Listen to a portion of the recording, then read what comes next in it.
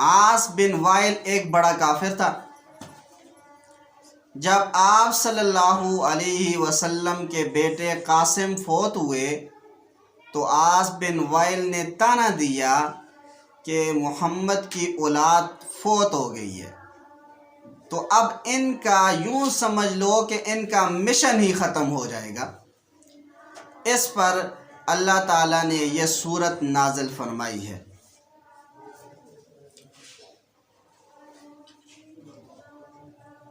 اس سورت کا نام ہے سورہ کوثر،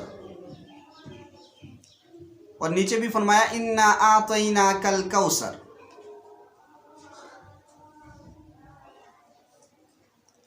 کوثر کے 26 معنی آتے ہیں، 26 معنی، تو سارے معنی خیر کثیر پر صادق آتے ہیں۔ ایک معنی اس کا خیر کثیر بھی کیا گیا ہے۔ اکثر مفسرین اس کا معنی یہ کرتے ہیں کہ یہ حوض کوثر یہ میدان محشر میں ایک حوض ہے۔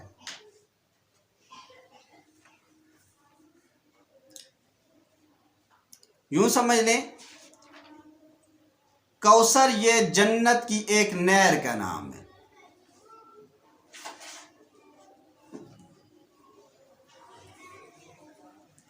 وہاں سے 2 پرنالے گرتے ہیں اس حوض کے اندر،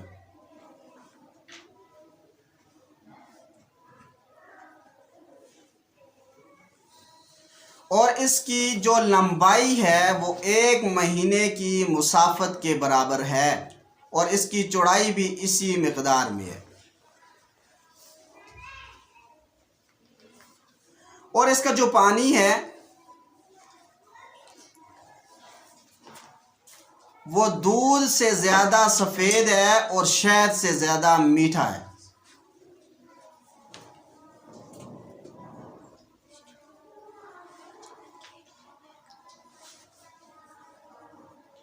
اور اس پر برتنوں کی جو تعداد ہے، حدیث مبارکہ کے اندر آتا ہے ستاروں اور سیاروں سے زیادہ برتنوں کی تعداد ہے۔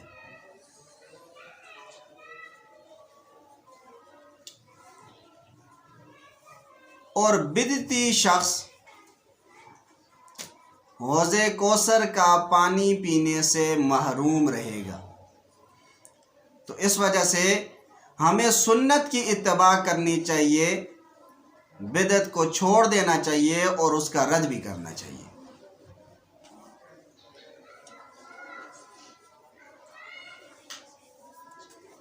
تو اس وجہ سے فرمایا انا اعطیناک الکوثر، بے شک ہم نے آپ کو کوثر عطا کی ہے۔ فصلی لربک وانحر، لہذا اپنے رب کے لیے نماز پڑھیے، وانحر اور قربانی کیجیے۔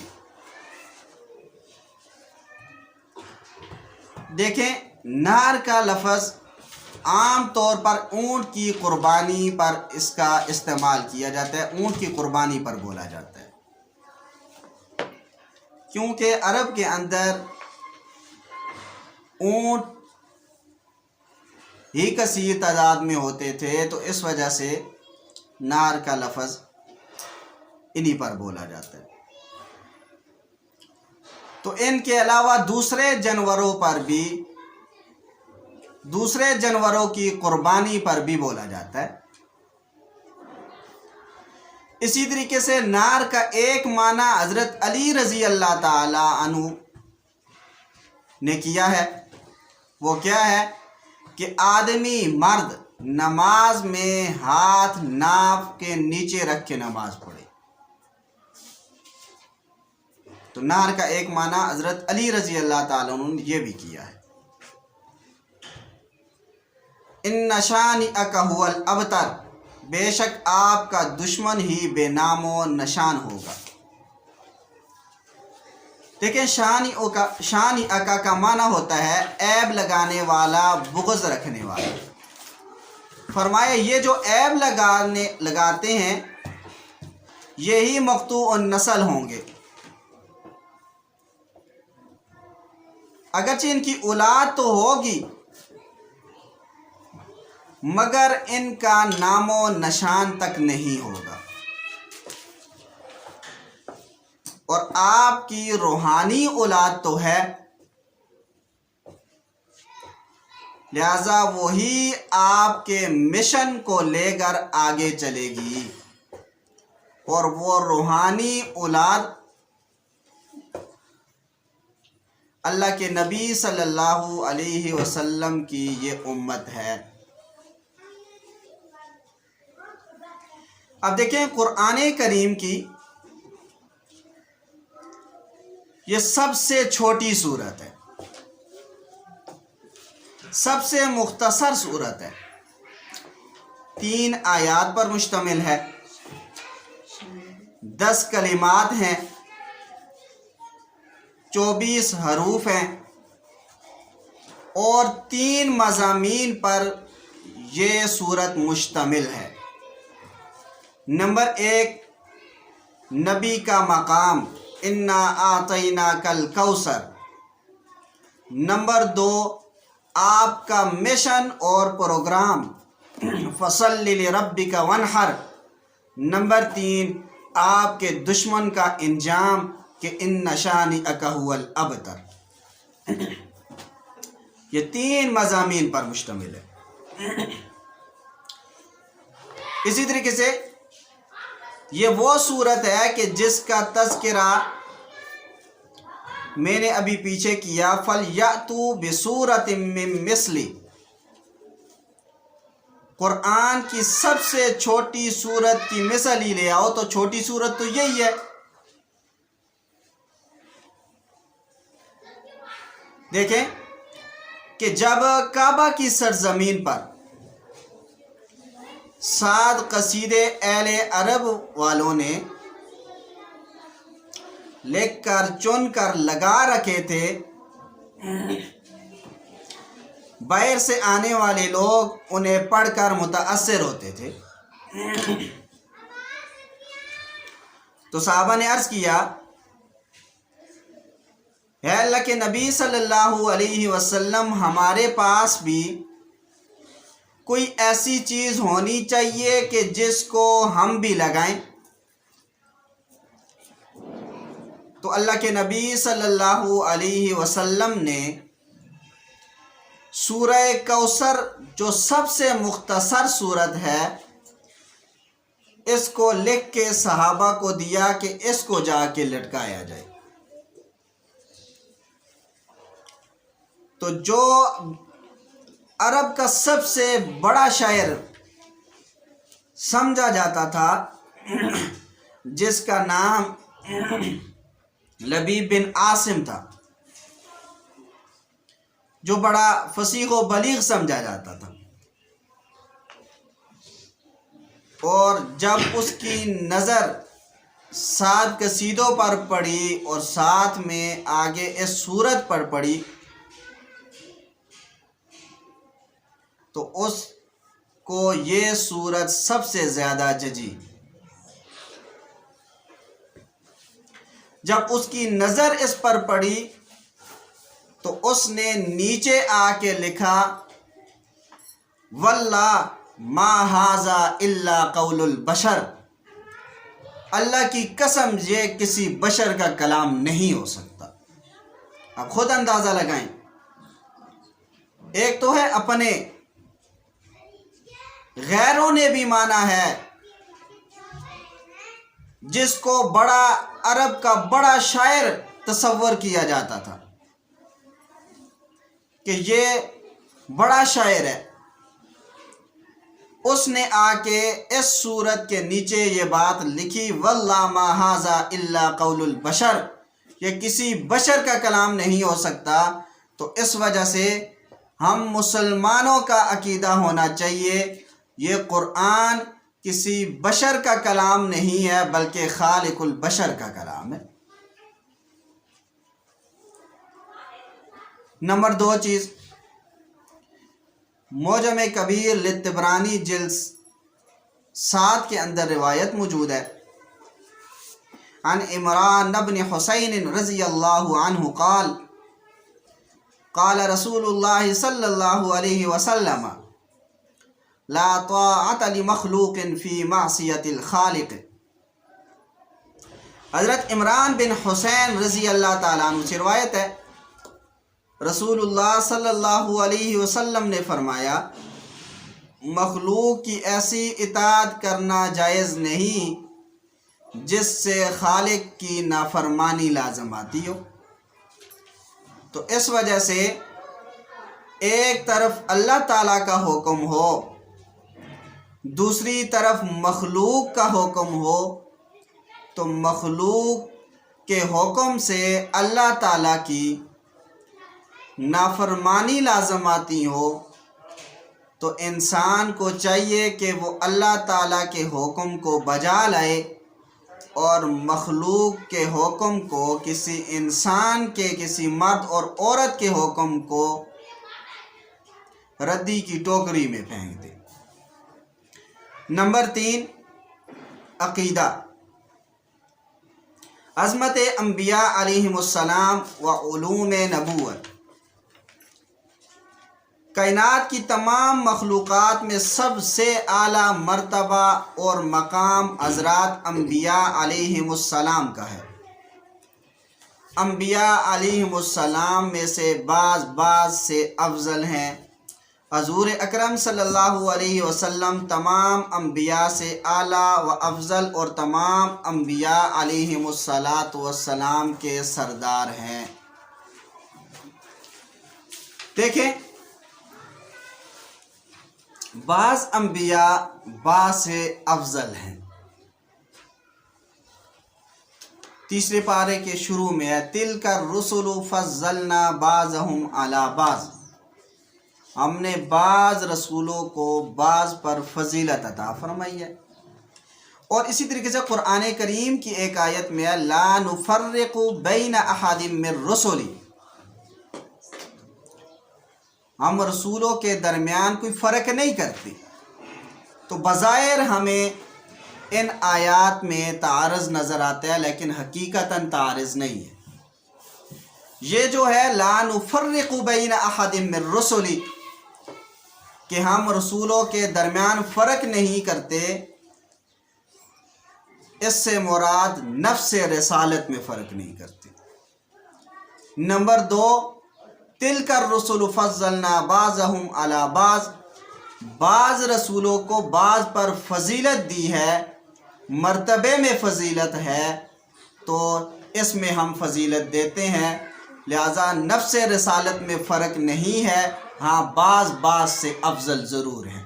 تو لہذا قرآن کریم کی دونوں آیات کے اندر کوئی تعارض نہیں ہے۔ عظمت علوم نبوت۔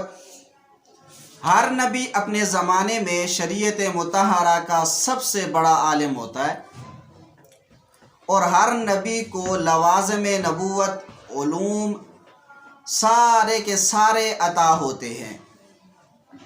اور حضور اکرم صلی اللہ علیہ وسلم چونکہ اولین و آخرین کے نبی ہیں، اس لیے حضور صلی اللہ علیہ وسلم کو اولین و آخرین کے اور تمام مخلوقات سے زیادہ علوم عطا کیے گئے ہیں۔ نمبر 4 چیز ہے مسئلہ، حیض کے بقیہ احکام و مسائل۔ دوران حمل طہارت۔ حمل کے زمانے میں اگر خون آ جائے تو وہ حیض نہیں بلکہ استحاضہ ہے۔ یہاں تک کہ بچہ نکلنے سے پہلے جو خون آتا ہے وہ بھی استحاضہ کہلاتا ہے، اور بچے کے پیدا ہونے کے بعد جو خون آتا ہے وہ نفاس کہلاتا ہے۔ حیض کے زمانہ میں نماز روزے کا حکم۔ اس زمانے میں نماز پڑھنا اور روزہ رکھنا جائز نہیں، ہاں البتہ اتنا فرق ہے کہ نماز تو بالکل معاف ہو جاتی ہے، پاک ہونے کے بعد قضا پڑھنا واجب نہیں، لیکن روزہ بالکل معاف نہیں ہوتا، پاک ہونے کے بعد قضا روزہ رکھنا واجب ہے۔ دوران نماز و روزہ حیض کا آنا۔ اگر کسی کو فرض نماز پڑھتے ہوئے حیض آ گیا تو نماز چھوڑ دے، یہ نماز بالکل معاف ہوگی، اس کی قضا پڑھنا بھی واجب نہیں ہے۔ اگر نفل یا سنت میں ایسی صورت پیش آ گئی تو نماز ختم کر دے، لیکن پاک ہونے کے بعد نفل اور سنت کی قضا پڑھنا اس پر واجب ہے۔ اگر روزے کی حالت میں حیض آ گیا، خواہ آدھا دن گزرنے کے بعد ہی بھی ایسی صورت پیش آ گئی ہو تو وہ روزہ ٹوٹ گیا، چاہے فرض ہو یا نفل ہو، پاک ہونے کے بعد قضا رکھے۔ نماز کے بالکل آخری وقت میں حیض آ گیا تو ابھی تک نماز نہیں پڑھی تھی تو معاف ہو گئی، قضا واجب نہیں ہے۔ ازدواجی زندگی۔ نمبر 1، حیض کے زمانے میں میاں بیوی کا خاص تعلق یعنی صحبت کرنا تو جائز نہیں ہے، اور یہ کہ عورت کی ناف سے لے کر گھٹنے تک کا جسم مرد کے عضو سے بغیر حائل کے مس نہ ہو۔ اس کے علاوہ باقی باتیں درست ہیں، جیسے کھانا ہو گیا، پینا ہو گیا، لیٹنا وغیرہ۔ نمبر 2، کسی کی عادت 5 دن یا 9 دن ہے حیض کی، 5 یا 9 دن عادت ہے، اب عادت کے مطابق خون بند ہو گیا تو ایسی صورت میں جب تک غسل نہ کرے صحبت درست نہیں ہے۔ اگر غسل نہ کیا ہو، خون بند ہونے کے بعد ایک نماز کا وقت گزر جائے، ایک نماز کی قضا اس کے ذمہ واجب ہو جائے، تب تو صحبت درست ہے، اس سے پہلے درست نہیں ہے۔ اگر عادت 5 دن کی تھی اور خون 4 دن آ کر بند ہو گیا ہے تو ایسی صورت میں غسل کر کے نماز پڑھنا اس پر واجب ہے، لیکن جب تک 5 دن پورے نہ ہو جائیں صحبت کرنا درست نہیں ہے، کیونکہ اندیشہ ہے کہ خون پھر دوبارہ نہ آ جائے۔ نمبر 3، اگر 1-2 دن خون آ کر بند ہو گیا تو غسل کرنا واجب نہیں ہے، وضو کر کے نماز پڑھے، لیکن ابھی تعلق قائم کرنا درست نہیں ہے۔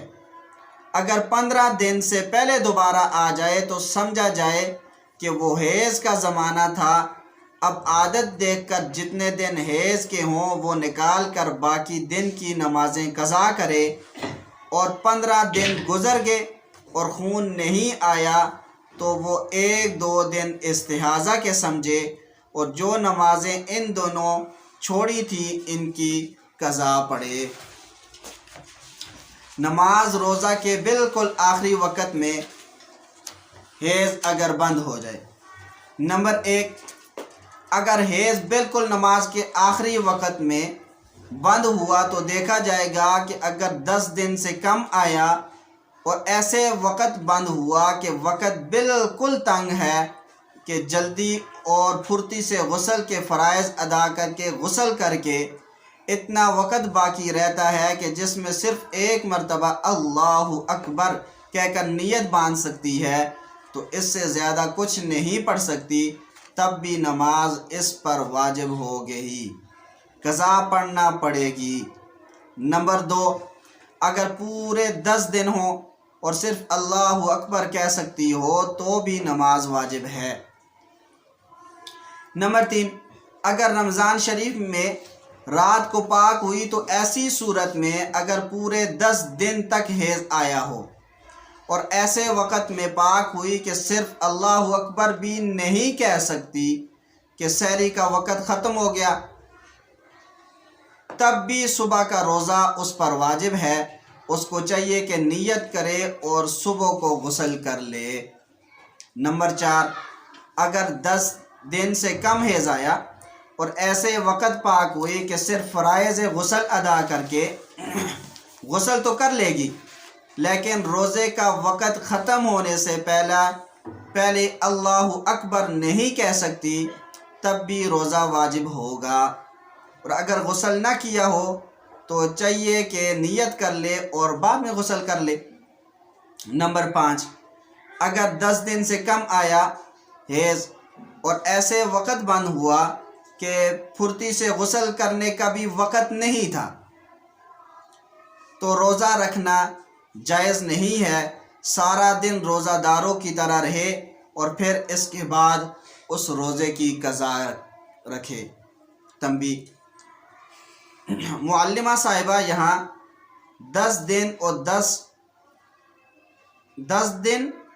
دن سے کم کے فرق کو خوب اچھی طرح واضح کر کے سمجھائیں۔ 5ویں چیز ہے آخر میں دعا۔ یہ سنن ابی داؤد جلد 2 کے اندر ہے۔ کھانا کھانے وقت کی دعا: بسم اللہ الرحمن الرحیم، اور اگر دعا بھول جائیں تو یہ دعا پڑھیں: بسم اللہ اولہ و آخرہ۔ ترجمہ: کھانے کے شروع اور آخر میں اللہ تعالیٰ کا نام میں لیتی ہوں۔